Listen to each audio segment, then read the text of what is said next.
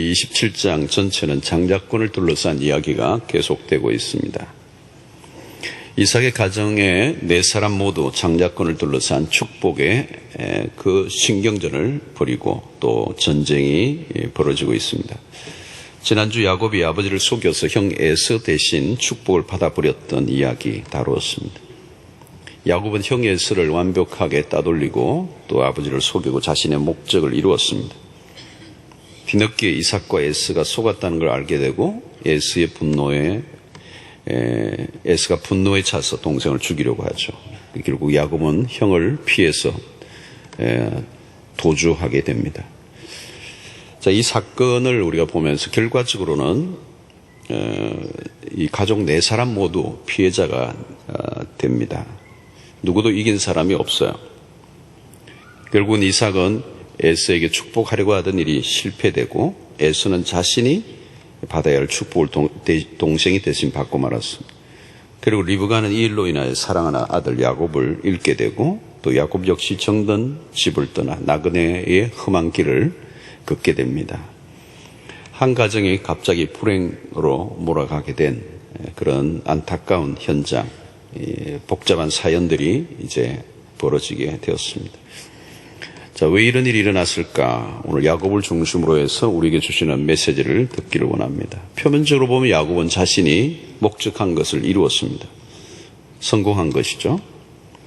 그러나 잘못된 방법을 사용했습니다. 그의 형과 아버지를 교모하게 속이며 하나님의 축복을 얻고자 했습니다. 목적이 좋으면 방법도 좋아야 됩니다. 우리가 두려워해야 하는 것은 실패보다 잘못된 성공입니다.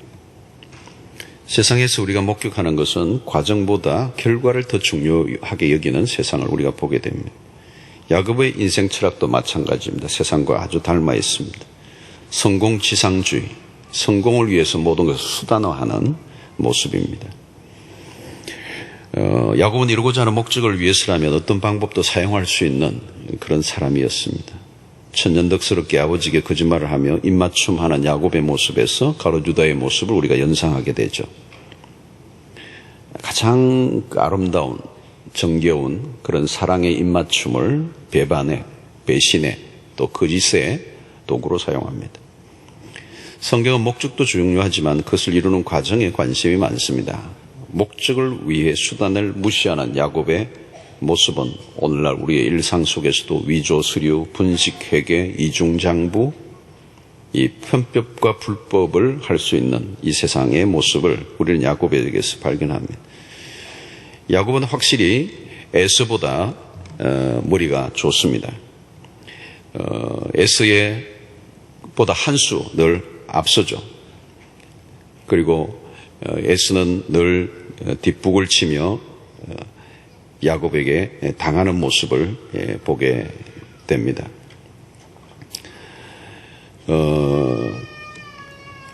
오늘 우리의 삶 속에서도 우리의 삶의 어떤 결과를 이루기 위해서 방법을 포기하는 그런 일들이 우리의 삶 속에 굉장히 많이 일어나는 것을 보게 됩니다. 우리의 실패는 머리가 모자라서가 아니라 머리가 너무 좋아서 찾아올 때가 많습니다. 머리가 너무 좋으면 오바를 하죠. 수완이 좋고 해결사 노릇을 하는 사람들이 처음에는 잘 나는 것 같아 보여도 그런데 끝이 좋지 않은 경우가 굉장히 많이 있습니다. 우리가 기도해보지 않고 떠오른 기발한 이런 생각들, 아이디어들, 이것이 오히려 인생을 망치게 할 수가 있는 것이죠. 야곱이 목적을 이루기 위해 즐겨 사용한 방법은 속임수고 거짓말입니다. 우리 누구에게나 사기성이 조금씩은 다 있습니다. 우리의 원죄를 갖고 있는 우리에게 우리의 사기성이 있어요. 문제는 이런 것들을 자꾸 사용하다 보면 전문가가 되는 것입니다. 사기성도 개발이 되죠. 야곱과의 가족들은 모두가 속이고 속는 일에 반복됩니다. 사실 이 야곱의 이 삶의 이 가문을 둘러싼 그 모든 배경들 안에 이 속임수가 얼마나 많은지 몰라요. 야곱만 그런 게 아니라 할아버지 아브람도 아내를 누이라고 속이고 자신이 살 국리를 찾았던 실수를 한 번도 아니고 두 번이나 합니다. 작은 죄가 아니죠. 또 이삭도 아버지의 실수를 재현하죠. 허약한 인간의 모습에서 모두가 하나같이 닮아 있습니다. 야곱이 아버지 앞에서 천연스럽게 거짓말하고 하나님까지 끌어넣는 대범함을 보입니다. 쉽게 거짓말을 널어놓는 것으로 보아 그가 하루아침에 만들어진 모습이 아니라는 것을 알 수가 있습니다.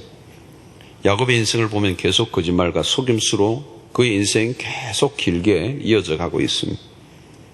우리도 마찬가지죠. 세상에서 거짓말을 전혀 하지 않고 어떻게 살 수 있느냐 이렇게 항변을 할 때가 많습니다. 크리스찬들도 적당한 거짓말 불가피하다라고 하는 암묵적인 자기의 설득을 하고 있습니다. 우리가 말씀보다 현실에 초점을 맞추면 얼마든지 합리화할 수 있습니다. 그리고 현실의 문제가 다급해지면 모두가 변칙을 쓰고 싶은 그런 유혹을 느끼게 됩니다. 그러나 우리는 결과를 이루기 위한 방법보다 원리에 집중해야 합니다. 야곱은 이삭이 형 에서에게 축복 기도를 해버리면 모든 것이 숲으로 돌아가지 않을까라고 하는 두려움이 있었던 것입니다. 그래서 에서가 들에 사냥하러 간 사이 재빨리 아버지를 속이고 축복 기도를 받아버립니다. 하나님의 말씀보다 당장 눈앞에 벌어진 상황에 마음이 꽂혔던 것이죠.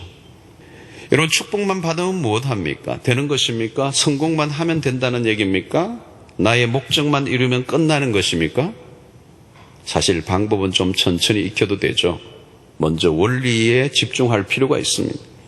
원리는 허약한데 수단과 방법에만 능숙하게 되면 그런 인생의 미래는 어둡게 되는 것입니다. 인생의 궁극적인 목적과 가치를 배우기 전에 돈 버는 방법부터 알아버린 인생은 불행한 것입니다. 성공에만 관심을 가진 사람은 다른 것을 못 봅니다. 그렇게 되면 목표한 한 가지는 얻을 수 있지만 수많은 것을 잃어버리게 됩니다. 나중에 보면 얻은 것보다 잃은 것이 훨씬 더 많은 인생을 살게 되는 것입니다. 내가 한 가지 거기에만 목적을 두고 살다 보니 많은 것을 잃어버렸어. 여러분, 속지 않아야 합니다. 목적이 좋으면 방법도 선해야 하고 과정을 무시하면 인생이 위험해진다는 것입니다. 야곱은 장자권에 너무 집중하다가 하나님을 바라보지 못했습니다. 장자권 하나에 목을 매다 보니까 많은 것을 잃어버렸어요. 장자권은 사실 거래될 수 있는 게 아니라 하나님의 축복에 달려 있었습니다. 형으로부터 장자권을 빼앗고 아버지로부터 축복을 받아내기만 하면 되는 줄 알았어요. 자기의 방법에 몰두한 것입니다. 야곱은 하나님의 방법보다 자기의 방법과 묘수를 더 믿었습니다. 자기의 머리에서 나온 방법에 꽂혀 하나님이 어떻게 이루어 가실 것인가에 대한 믿음이 없었던 것이죠. 여러분, 성공이 중요한 것이 아닙니다. 어떻게 이루어지는가가 더 중요한 것입니다. 잘못된 성공은 실패보다 못합니다. 과정이 중요한 거죠. 방법이 선해야 합니다. 과도한 욕심이 수단과 방법을 무시하게 해서는 안 되는 것입니다. 오늘날 우리는 성공주의 세상을 살고 있어요. 목적 지상주의.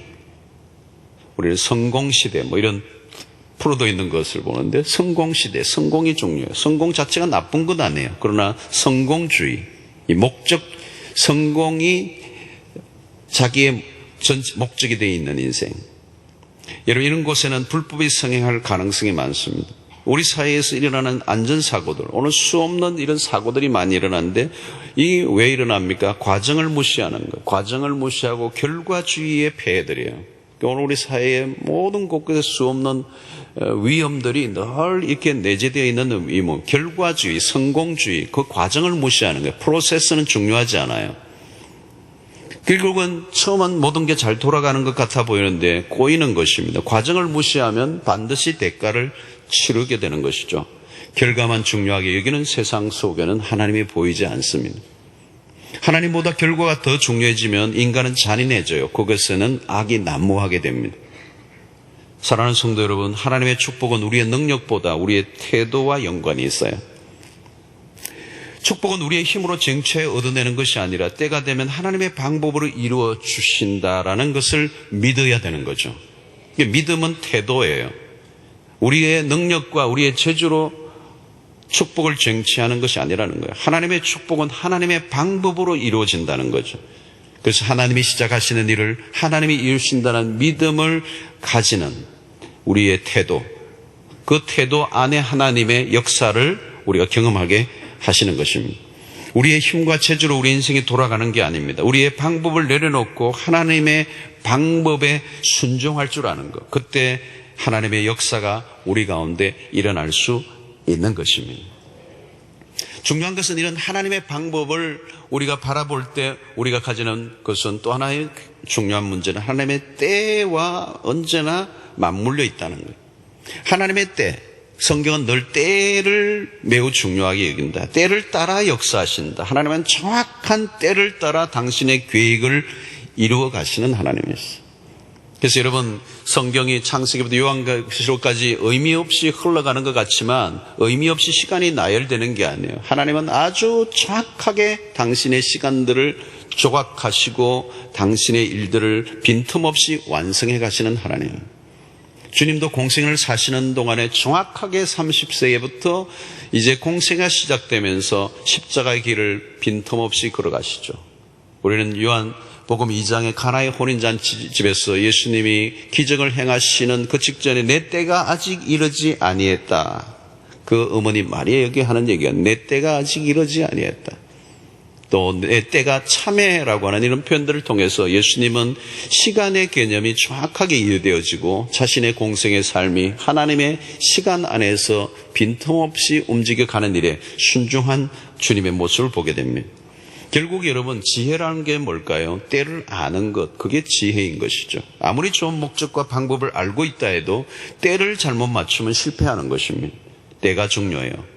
여러분, 우리 인간의 실패의 지점을 가보면 예외 없이 때를 잘못 맞추어 일어난 일들이라는 것을 발견하게 됩니다.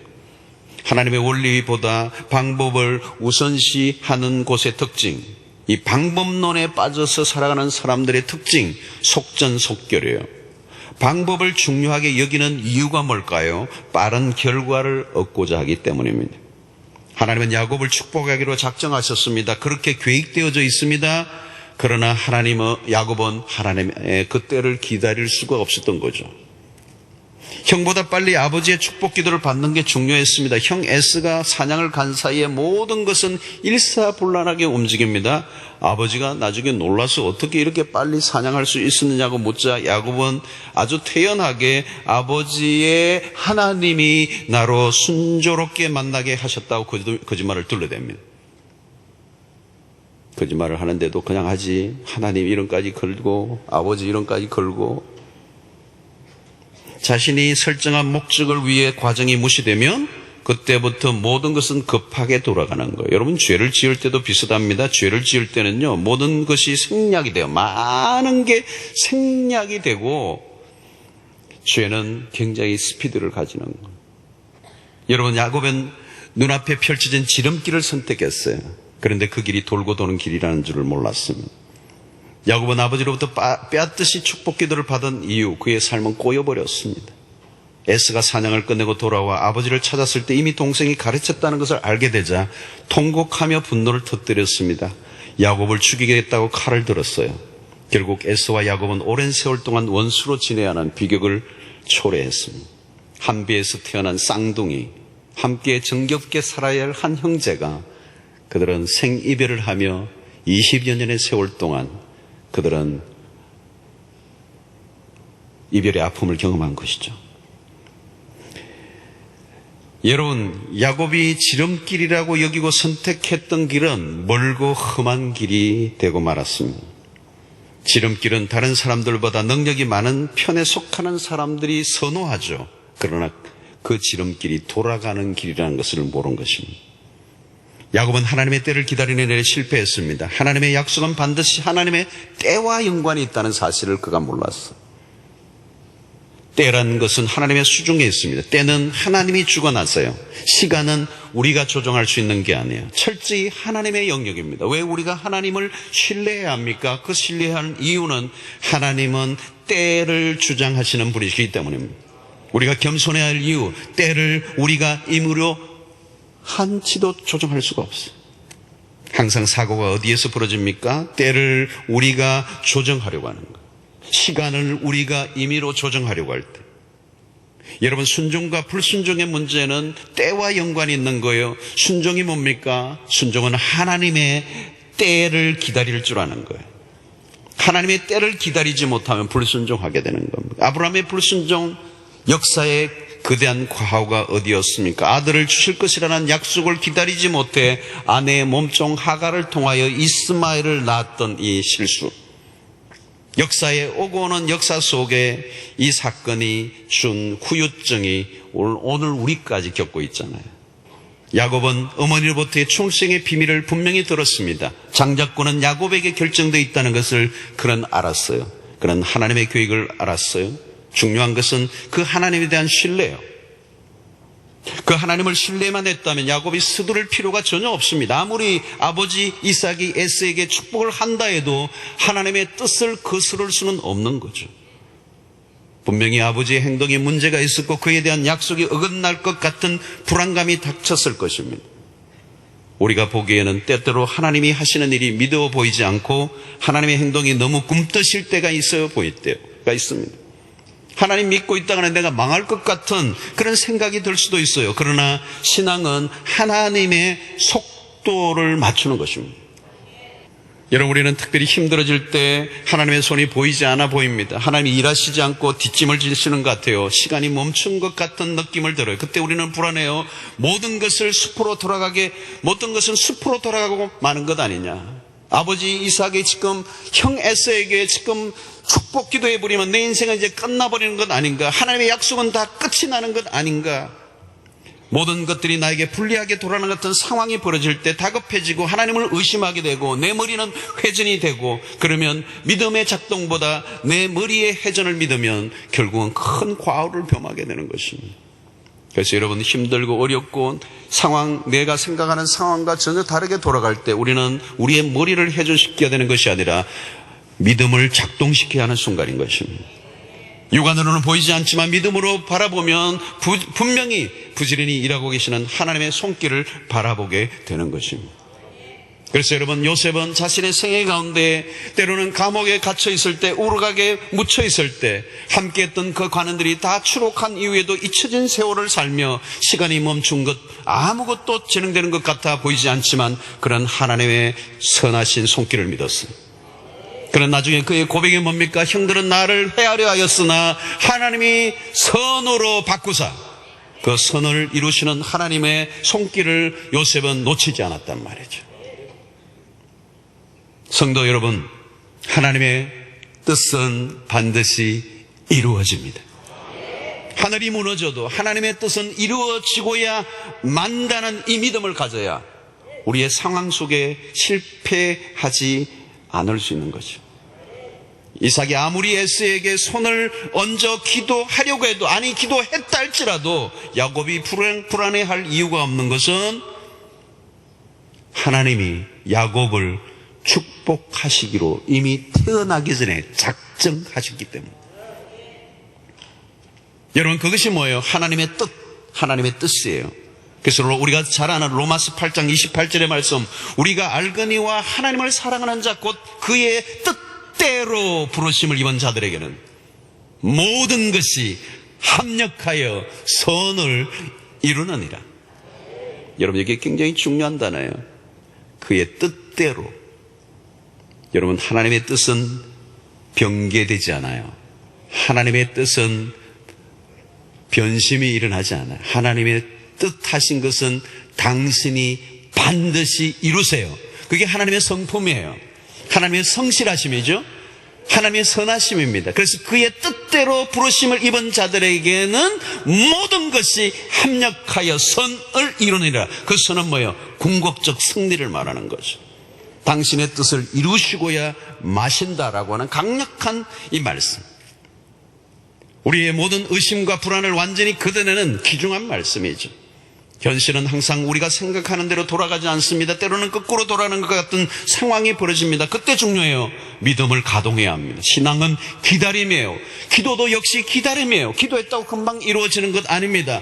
우리가 할 일은 기다리는 거죠. 그 기도를 통하여 우리의 능력과 머리를 의지하는 것을 거부하고 기다림을 배우는 시간이 바로 기도인 것입니다.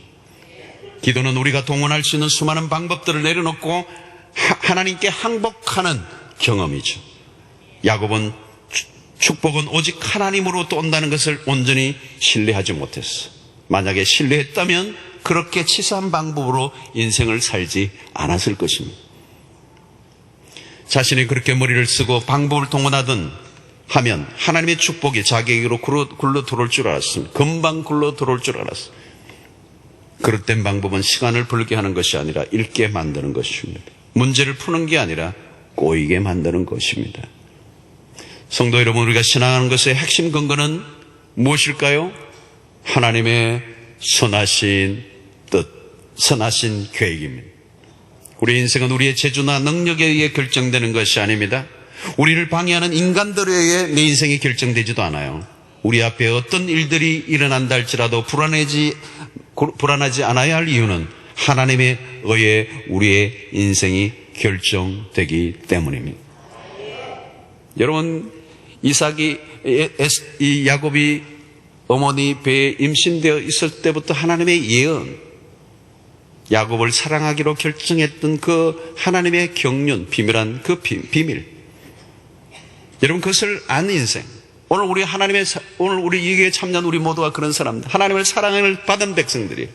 우리는 하나님의 사랑을 입은 자들이에요. 그리고 그 뜻대로 부르심을 입은 백성들이에요. 우리는 하나님이 우리를 궁극적으로 승리의 길까지 이끌어 주시기로 작정된 자인 줄로 믿습니다.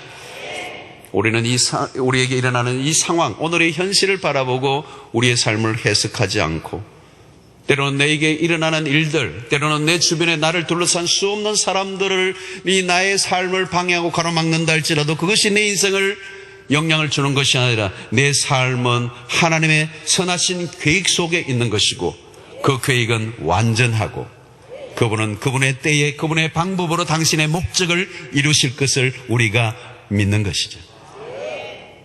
그러므로 어떤 상황에도 무릎을 꿇지 말고, 머리에서 나오는 묘수를 믿지 말고, 내가 나의 인생을 책임지려고 하지 말고 하나님이 책임져 주시는 인생을 살아가는 은혜가 있게 되기를 축원합니다.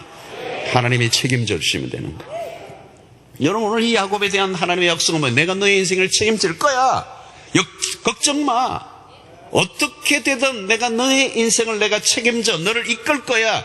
너를 이스라엘로 바꾸어 놓을 거야 라고 하는 약속이 이미 주어져 있음에도 불구하고 그 하나님을 신뢰하지 못했기 때문에 그의 마음이 다급하고 불안해하여 자기의 반복과 묘수를 사용함으로 오히려 자기의 인생을 더 멀어지게 만드는, 인생의 험악한 인생의 나그네 길을 걸으며 결국은 타향살이를 하며 험악한 인생을 보내게 되는, 며칠이면 돌아올 것처럼 떠났던 그 집을 돌아오지 못하고 20년 동안 형의 분노의 칼날을 피하여 도피하는 인생을 살면서 결국은 고생 끝에 하나님의 축복을 얻는 이 안타까운 모습을 우리가 보게 되는 것이죠.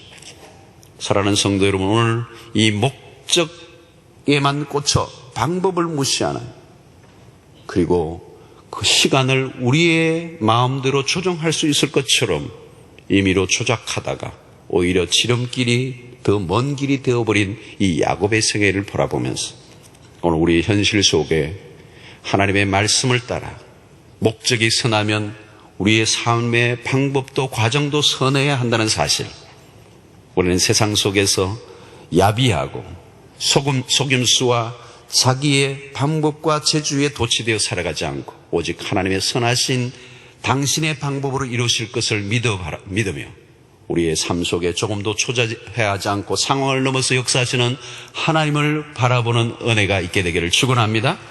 그리고 하나님은 당신의 때가 되면 반드시 당신의 뜻을 이루실 것이라는 믿음을 가지시고 이 세상의 상황에 휘둘리지 않고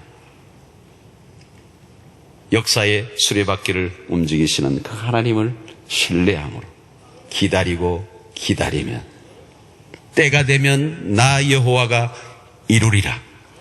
그 은혜가 여러분들에게 있게 되기를 주의 이름으로 축원합니다.